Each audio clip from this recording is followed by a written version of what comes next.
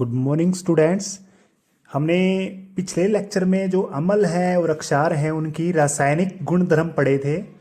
उनकी हम कह सकते हैं इंग्लिश में chemical properties of acid and base हमने करा था। ठीक है, तो ये किया था बच्चों। आज हम करने वाले हैं डाइल्यूशन। देखिए बच्चों, जब किसी अम्ल या अक्षार में हम पानी मिलाते हैं या अम्ल में पानी मिलाना चाहिए या पानी में अम्ल मिलाना चाहिए, तो वो मेथड हम करेंगे। देखिए इसमें सबसे पहले डाइल्यूशन या तनूनीकरण किसे कहते हैं, तो यानी जल के साथ अम्ल या अक्षार को मिलाने की जो प्रक्रिया है उसको ही हम तनुकरण कहेंगे। ठीक है, हम ये कह सकते हैं the process of adding water in acid और बेस। अब देखिए एक बात आपको ध्यान रखनी है, हमें जल के साथ अम्ल या अक्षार मिलाते समय सावधानी बरतनी जरूरी है बच्चों, क्योंकि अम्ल या अक्षार की पानी के साथ क्रिया अत्यंत उष्मा अक्षेपी है। कहने का मतलब ये है, जब अम्ल और जल को मिलाया जाता है ना, या बेस और कह सकते हैं एसिड और वाटर को मिलाया जाता है या बेस और वाटर को मिलाया जाता है, तो बहुत सारी मात्रा में उष्मा ऊर्जा निकलती है। उष्माक्षेपी एक्जोथर्मिक का मतलब है कि बहुत ज्यादा मात्रा में क्या निकलती है, उष्मा ऊर्जा निकलती है, हीट निकलती है बच्चों। तो इसमें इंग्लिश में भी लिखा है व्हाइल डाइल्यूटिंग एसिड और base we should take precaution. हमें सावधानी रखनी चाहिए because the reaction of water with acid और बेस इज हाईली एक्जोथर्मिक। बहुत ज्यादा मात्रा में ऊर्जा निकलती है। देखिए आगे लिखा है इंग्लिश में, इट इज रिकमेंडेड, ये मतलब आपको सावधानी रखनी है दैट की water should not added to acid. Water को, पानी को अपने एसिड यानी अम्ल में नहीं डालना, but acid should be added to water, परंतु एसिड को वाटर में डालना है आपने। देखिए इसमें आगे पेज पे करेंगे, यह ध्यान रखना चाहिए कि पानी में अम्ल मिलाना चाहिए, न कि अम्ल में पानी। नेक्स्ट पेज पे देखिए बच्चों, नेक्स्ट पे देखो बच्चों, यदि अम्ल में पानी मिलाया जाए तो उत्पन्न उष्मा के कारण मिश्रण उबलकर बाहर आ सकता है और आप जल सकते हैं। If water is added to acid the heat generated may cause the mixture to splash out and you may burn. तुम जल सकते हो। चलो बच्चों इसका रीजन बताता हूं मैं, क्या रीजन है। देखो एक बार अगले पेज पे मैं दिखा रहा हूं आपको एक्टिविटी करके। देखो बच्चों, आपको पता है कि जो एसिड और या फिर अम्ल कह सकते हैं उसमें पानी मिलाया जाता है ना, तो क्या होता है, एसिड आपके हाइड्रोजन आयन देते हैं। तो यानी कहने का मतलब है डिकम्पोज होकर के कह सकते हैं विघटित होकर हाइड्रोजन आयन देते हैं। तो बच्चों देखो, जैसे ही ये हाइड्रोजन आयन देते हैं ना, जितनी मात्रा में हाइड्रोजन आयन देंगे उतनी ज्यादा आपके पास उष्मा निकलेगी उसके अंदर से। यानी हाईली एक्सोथर्मिक तभी होएगी जब हाइड्रोजन आयन ज्यादा निकलेंगे। अब बच्चों देखो, थोड़ा सा दिमाग लगाओ, ये मेरे पास पानी है, इतना सारा क्या है मेरे पास, पानी है, और आपने क्या किया, एक ड्रॉप डाली बच्चों यहां से, सिर्फ इतनी सी ड्रॉप डाली कोई बोतल में से, इस बोतल में से मान लीजिए छोटी सी ड्रॉप डाली, किसमें, ये अम्ल है इसमें या एसिड है, मान लीजिए इसमें 40 हाइड्रोजन के आयन है। कितने हैं बच्चों, सिर्फ 40। तो देखिए जैसे इस पानी में डालूंगा तो 40 के 40 आयन सीधे पानी में क्या हो जाएंगे, एक तरह से ये अम्ल अपने 40 के 40 हाइड्रोजन आयन दे देगा वाटर को। तो हम मिलाएंगे इसको बच्चों, तो ये मेथड अच्छा है। लेकिन देखो एक बार मैंने दोबारा से फिर देखो बच्चों, इसमें मैंने क्या किया, ये मेरे पास एसिड है, ये मेरे पास क्या है बच्चों, एसिड या अम्ल है। तो आपने क्या किया, यहां पर आप पानी मिला रहे हो बच्चों, इसमें क्या मिला रहे हो, वाटर मिला रहे हो, पानी मिला रहे हो। अब बताइए इस बूंद में हाइड्रोजन आयन ज्यादा थे या फिर इस एसिड पूरा अम्ल है। ये तो बच्चों देखो कितना अम्ल है, इसमें बहुत सारा है। अगर आप इसमें पानी की मात्रा कुछ भी डालोगे ना, क्योंकि ये एसिड है ना, मान के चलिए ये हमारे पास जो एसिड है स्ट्रोंग है, कंसंट्रेटेड है, ये कंसंट्रेटेड यानी जिसमें पानी की मात्रा है ही नहीं बच्चों एक बार। तो जैसे ही हमने पानी मिलाया 10 बूंदे 20 बूंदे, जितना भी अम्ल है वो सारे के सारे हाइड्रोजन देने के लिए तैयार हो जाएगा। पानी, कहने का मतलब है सारे के सारे हाइड्रोजन आयन पानी, इस पानी से देने लग जाएगा। अब बताइए कितना नुकसान होएगा, जितना हाइड्रोजन आयन देगा उतनी ज्यादा उष्मा ऊर्जा निकलेगी।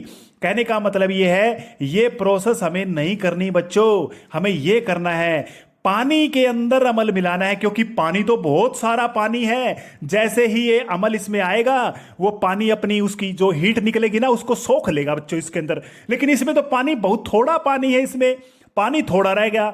एसिड ज्यादा यानी अम्ल ज्यादा हो गया, तो ज्यादा अम्ल हो गया तो उष्मा ज्यादा होगी ना, इसलिए हमें क्या है, पानी में अम्ल मिलाना चाहिए, न कि ये कहीं पानी में अम्ल मिलाना चाहिए, न कि अम्ल में पानी। चलो देखो बच्चों, आगे इस वीडियो को दोबारा से देख लेना।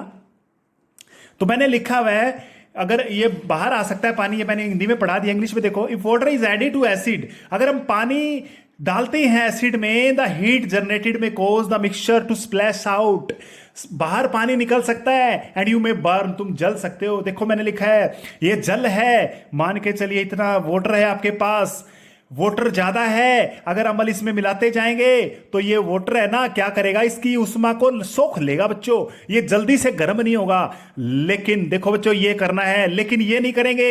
ये देखो अम्ल कितना है बच्चों, इसमें अम्ल ही अम्ल है, और अगर जितना ही पानी डालेंगे तो सारे अम्ल क्या होंगे, नारे लगाने लग जाएंगे। कहने का मतलब सीधी सी बात है बच्चों, ये अम्ल, ये जो अम्ल है हाइड्रोजन आयन देने लग जाएंगे सारे के सारे, और बहुत ज्यादा उष्मा निकलेगी इसमें, तो ये बर्तन भी टूट सकता है बच्चों आपका, ये बर्तन भी टूट सकता है। ठीक है, तो ये बच्चों ध्यान रखना है आपने। ठीक है, अब है ना, आगे देखो नया टॉपिक करते हैं बच्चों। देखो मैंने एक बात बताई थी आपको, अम्ल में जब वाटर मिलाते हैं, एसिड में जब वाटर मिलाते हैं तो हाइड्रोजन आयन देते हैं, और बेस में मिलाते हैं तो क्या देते हैं, OH आयन देते हैं। अब मुझे एक चीज आपको बतानी है बच्चों, जितने ज्यादा मान लो देखो आपके पास कोई चीज होती है, मान के चलिए ये आपके पास एसिड है, ये डाइल्यूट है, मतलब इसमें क्या है, इसमें प्योर नहीं है, ये कह सकते हैं। देखो बच्चों, कोई भी आपका जो लिक्विड होता है वो एसिड भी है बेस भी है, मान के चलिए, उसमें दोनों के गुण होते हैं। मतलब ये होता है बच्चों, इसको एसिड इसलिए बोला जाता है, देखो ध्यान से सुनो बच्चों, इसको एसिड इसलिए बोला जाता है क्योंकि इसमें हाइड्रोजन आयन ज्यादा है और OH आयन कम है। ये ज्यादा है बच्चों और ये क्या है, कम है। तो जो कम है वो नहीं बोलेंगे, अगर हाइड्रोजन आयन ज्यादा है तो हम इसको बोलेंगे एसिड है ये, अगर OH आयन ज्यादा है हम बोलेंगे इसको बेस है ये, अक्षार है ये। देखो बच्चों, अगर हाइड्रोजन आयन ज्यादा है तो क्या बोलेंगे, यस अम्ल बोलेंगे।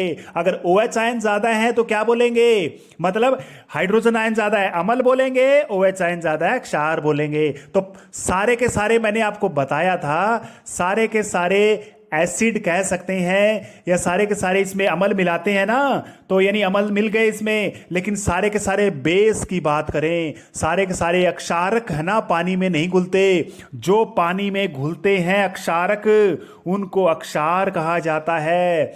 और हिंदी में अक्षार होता है और इंग्लिश में क्या बोलते हैं, इसको अल्काली बोलते हैं। क्या बोलते हैं, अल्काली। ये तो मैंने पढ़ाया था बच्चों पहले, एक बार दोबारा से इसको देख लेना कि जो अक्षार पानी में घुल सकते हैं, जो अक्षारक पानी में घुल सकते हैं उनको अक्षार कहा जाता है।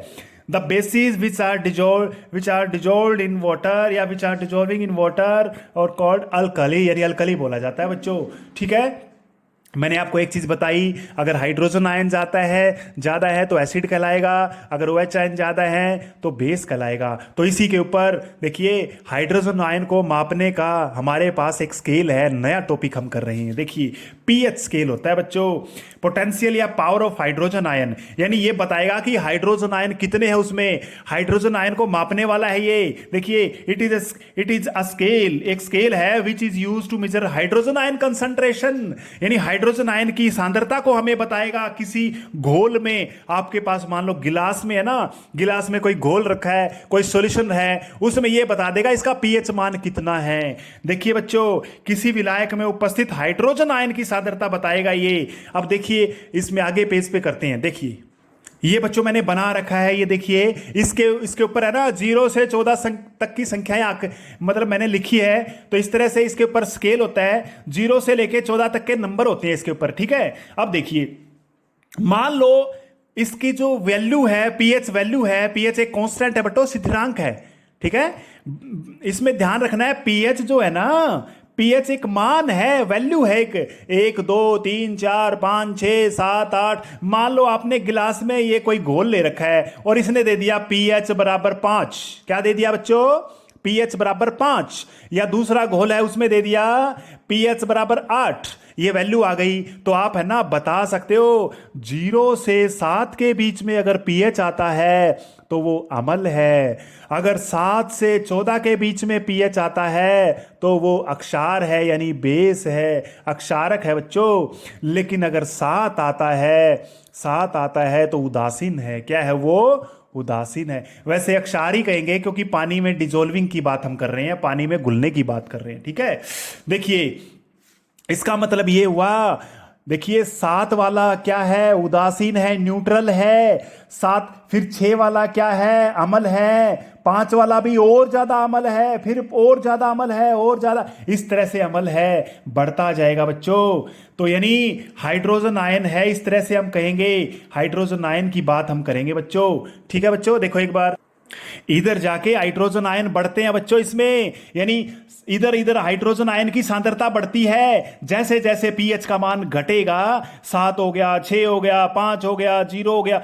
अब देखो एग्जांपल बताता हूं बच्चों, मान लो 2 मान है आपके पास, पीएच मान 0 है, पीएच मान 1 है, पीएच मान 2 है। बताइए अम्ल ज्यादा कौन सा है? ये वाला अम्ल ज्यादा है, मतलब अम्लीय प्रवृत्ति इसकी ज्यादा है, नेचर ज्यादा है। एसिडिक किसका? ये कम अम्लीय है, ये इससे भी कम अम्लीय है। यानी इस साइड में अम्लता बढ़ती है और इस साइड में अम्लता घटती है। यानी ये तो घट ही जाएगी, ये तो अक्षारी हो जाएगा बच्चों। क्या हो जाएगा? ये अक्षारी हो जाएगा 7 से आगे। तो यानी हाइड्रोजन आयन अगर बढ़ेंगे, इंक्रीज होंगे, तो मोर एसिडिक होगा, अधिक अम्लीय होगा। अगर हाइड्रोजन आयन घटेंगे तो कम अम्लीय होगा, यानी कम अम्लीय यानी लेस एसिडिक होगा। अब मैंने लिखा हुआ है पीएच अगर 7 है तो उदासीन होगा, न्यूट्रल होगा। 0 से 7 के बीच में अम्लीय होगा कोई घोल, 7 से 14 के बीच में अक्षारीय सॉल्यूशन होगा, बेसिक होगा। एक बात और ध्यान रखो बच्चों, ध्यान से भाई, 0 से 7 के बीच में अम्ल है और इसमें भी अम्लता बढ़ती रहती है। यानी इधर क्या करेंगे? इधर अम्लता बढ़ती है बच्चों, इधर, और इधर अम्लता घटती है। क्यों? क्योंकि हाइड्रोजन आयन बढ़ेंगे तो अम्लता बढ़ती है, और अगर हाइड्रोजन आयन घटेंगे तो अम्लता घटती है। आशा करता हूं समझ में आ गया होगा। ठीक है, कल नेक्स्ट टॉपिक करेंगे। Thank you.